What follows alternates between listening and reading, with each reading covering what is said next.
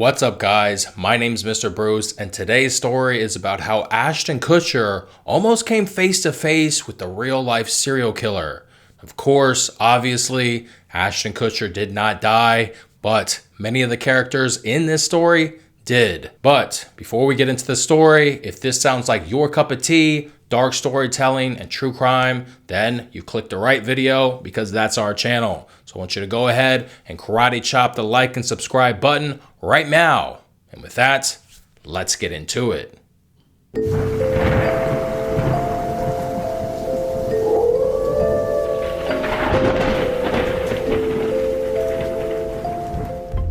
This is Ashton Kutcher. He's a celebrity superstar, and he's currently testifying in a murder trial where a girl he was scheduled to go on a date with was brutally stabbed 47 times, resulting in her death. The year is 2019, but in order to understand how we got here, we have to rewind 18 years into the past.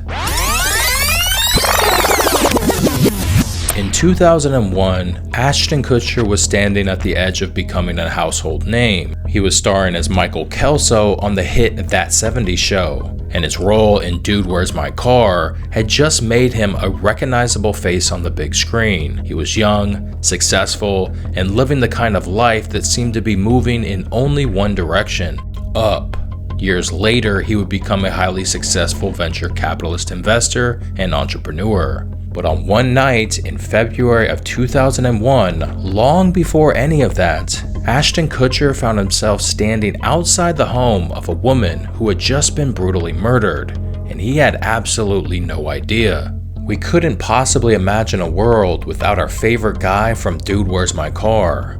But had he arrived on time for his date just 2 hours earlier, he could have very well been the one who was murdered. The timeline of a tragedy often hinges on mundane inconveniences. Kutcher had plans that evening to pick up a young woman named Ashley Ellerin for a late-night date of dinner and drinks. But at 8:24 p.m., he called her to inform her that he was watching the Grammys on TV and he would be running a little bit late. She said that was perfectly fine as she had only just gotten out of the shower. Kutcher would call again at 10:15 p.m. to let Ashley know that he was on his way to pick her up, but she didn't answer. When he finally drove up to her modest Hollywood bungalow on West 39th Street at 10:30 p.m., the house was dark and quiet. He walked up the steps to her front door and knocked, but there was nothing but silence.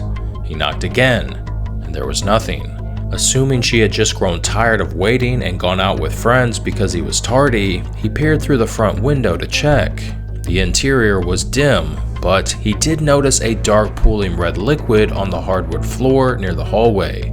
Dismissing it as spilled red wine from a prior gathering, he didn't think anything of it, so he turned around and walked back to his car and drove away. Little did he know, the red liquid on the floor was a pool of Ashley's blood, and he was inches away from stepping across the threshold into a blood-soaked crime scene, because inside that house, Ashley Ellerin was already dead. To grasp the full weight of the horrific night, we have to look at who Ashley was before her name became a footnote in the true crime file. Ashley Ellerin was 22 years old, a vibrant fashion design student who had moved to Los Angeles with aspirations of building a new life in the creative arts field. She possessed a natural magnetic social gravity. She was artistic, independent, and well-liked by a wide circle of friends in the Hollywood community. She had crossed paths with Kutcher at a few social gatherings, and a casual rapport had formed between them. She wasn't chasing fame. She was simply navigating her early 20s in a city full of transient dreams. On that February night, her life was cut short in a manner that defied the casual carelessness of the neighborhood that she lived in. The physical reality of the crime scene was staggering in its brutality. To grasp just how close Ashton Kutcher had come to a face-to-face confrontation with the serial killer, we need to break down the crime into its details. The killer did not kick down a door or shadow a window frame. The entry point was quiet, utilizing a rear door that lacked adequate deadbolt security. The perpetrator waited. He moved in silence with chilling operational patience and ambushed Ashley as she prepared herself to go out for the evening. The medical examiner logs recorded 47 distinct stab wounds, concentrating primarily around the neck, chest, and upper torso. Defensive wounds had mutilated her hands, evidence that a desperate, futile struggle against a blade wielded with mechanical precision. The red wine-like substance that Ashton Kutcher saw through the window was not wine. It was the pooling volume of her life force leaving her body as she died, which means that Ashley's body laid only a few inches away, just out of sight in a hallway from what Ashton Kutcher would have seen as he peered through the window. A next-door neighbor to Ashley would testify that around 8:25 to 8:30 p.m., they heard two distinct screams coming from Ashley's house. This was likely Ashley in a panic as she was fighting for her life. Phone records confirm that Ashton Kutcher called Ashley to let her know that he was going to be late at 8:24 p.m., making it entirely plausible that the killer was in the house and heard the phone ring from Ashton's call right before he attacked her.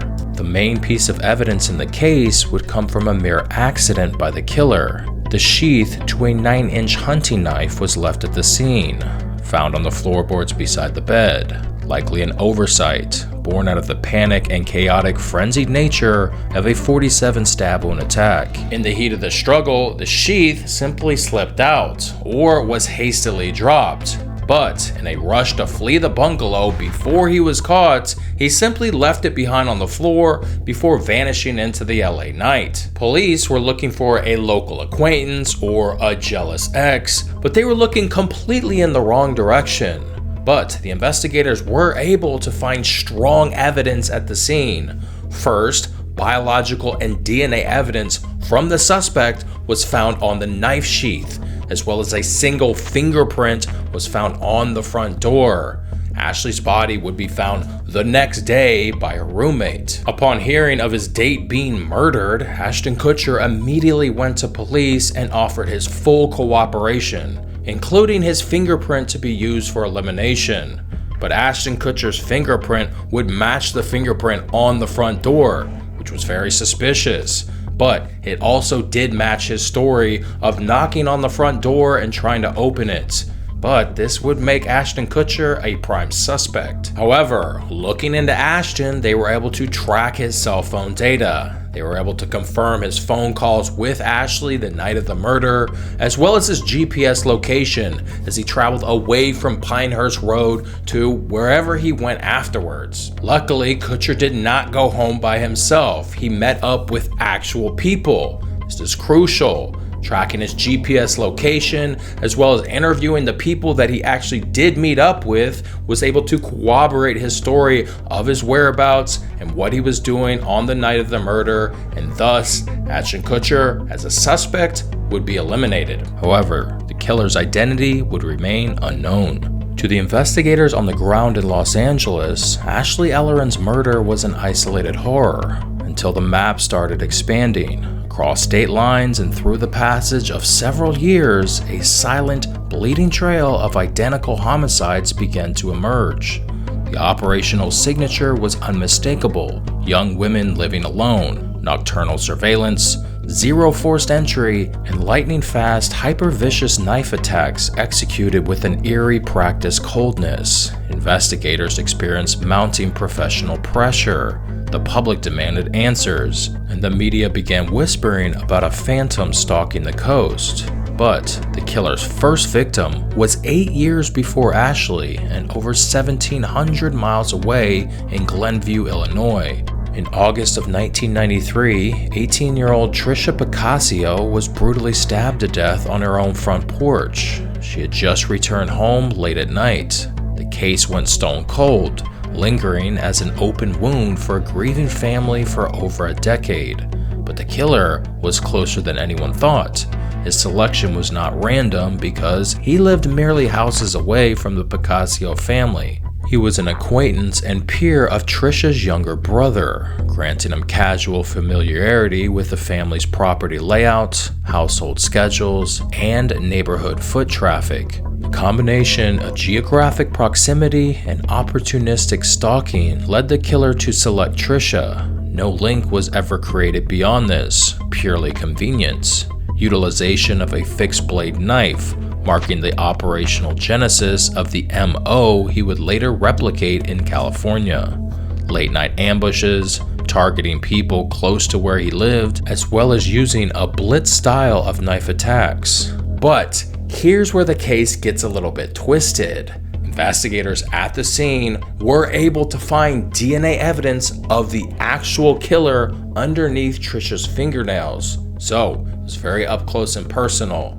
And the killer, being a next-door neighbor and family friend, became a natural suspect because of the proximity. So his blood and his hair was taken naturally. But the technology back in 1993 yielded no actual link between those two things. Later in 2003, 2 years after Ashley's murder and 10 years after Trisha's, the DNA evidence underneath Trisha's fingertips was retested with brand new technology, and they were actually able to identify the killer. They knew who he was, but prosecutors did not opt to pursue charges because they didn't feel they had enough corroborating evidence.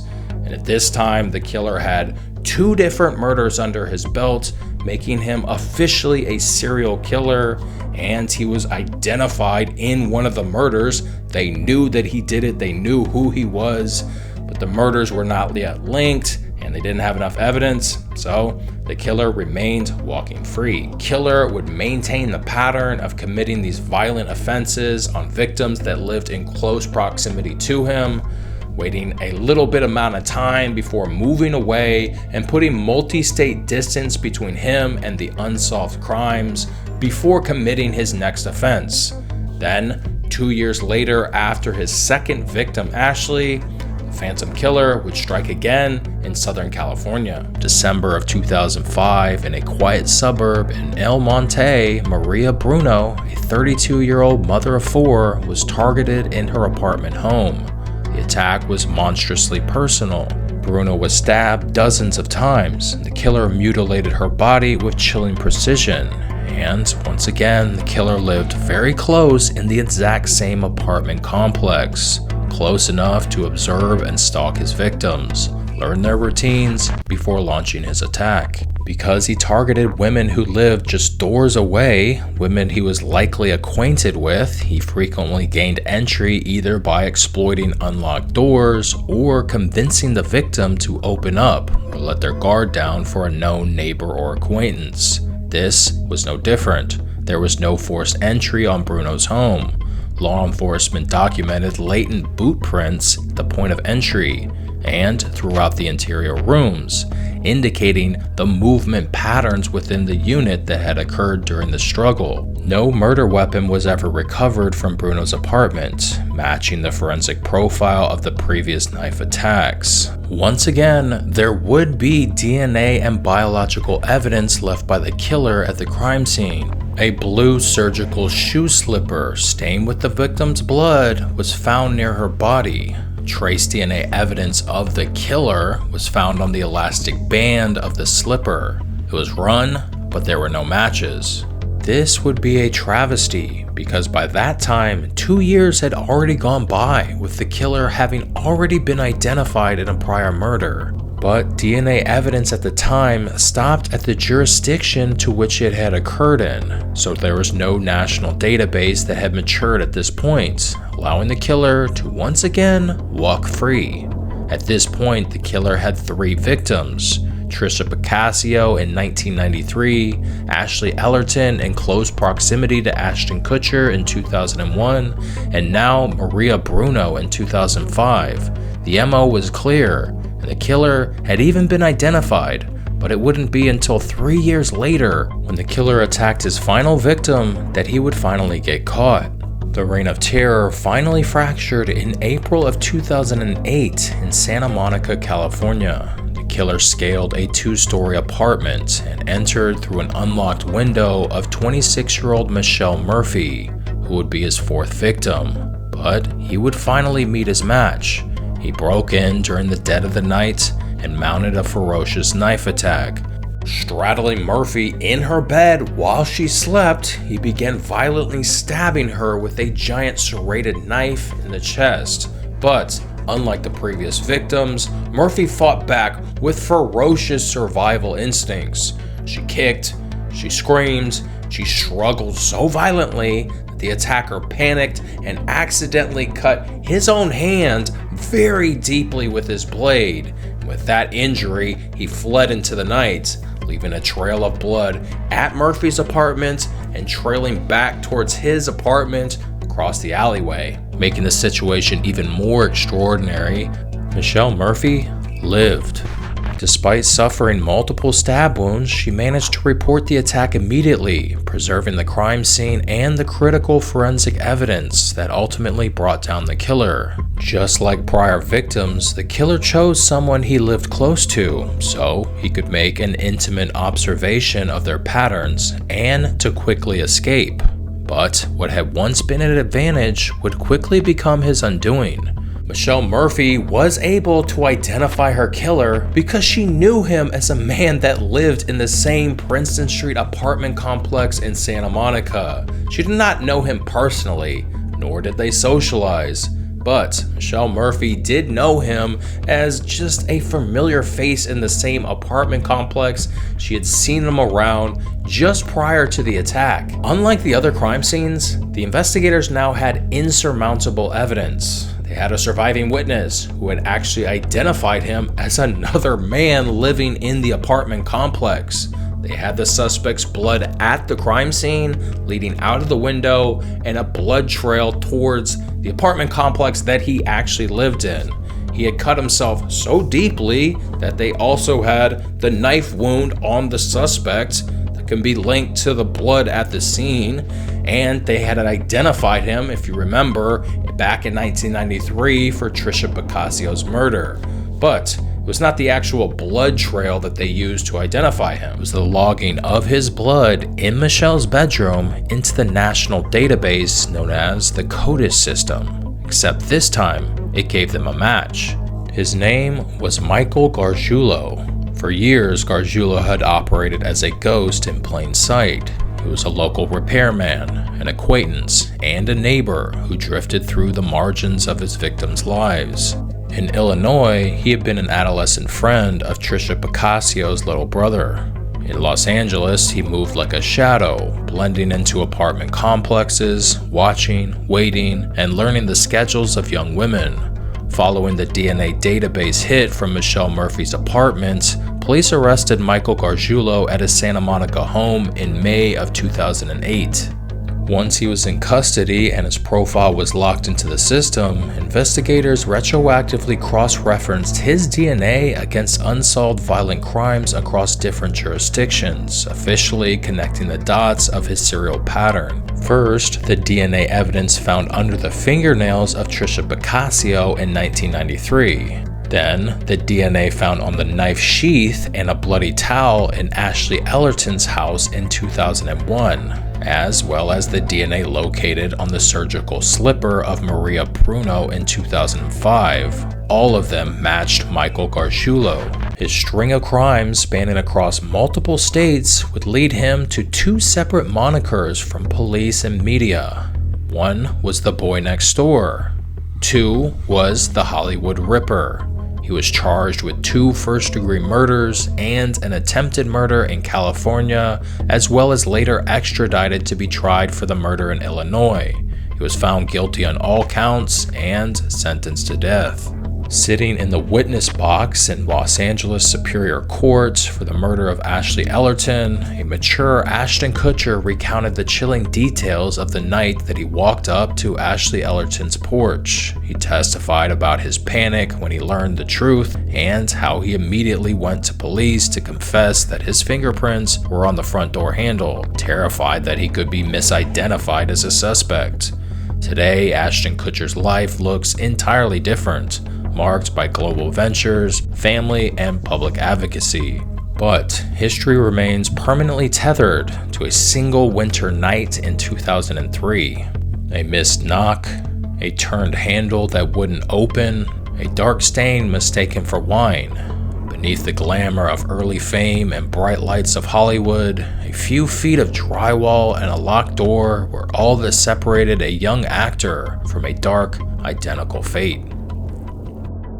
And that's going to do it for today, guys. I hope you enjoyed the story, how Ashton Kutcher almost came face to face with a literal serial killer. We could have lost Ashton Kutcher. Rest in peace to the victims. I think you could admit it's a pretty amazing story, so I hope you enjoyed it. If you did enjoy it, make sure you hit the like button, subscribe to the channel for more stories just like this, and go ahead and watch another video because we got a lot of stuff in the catalog.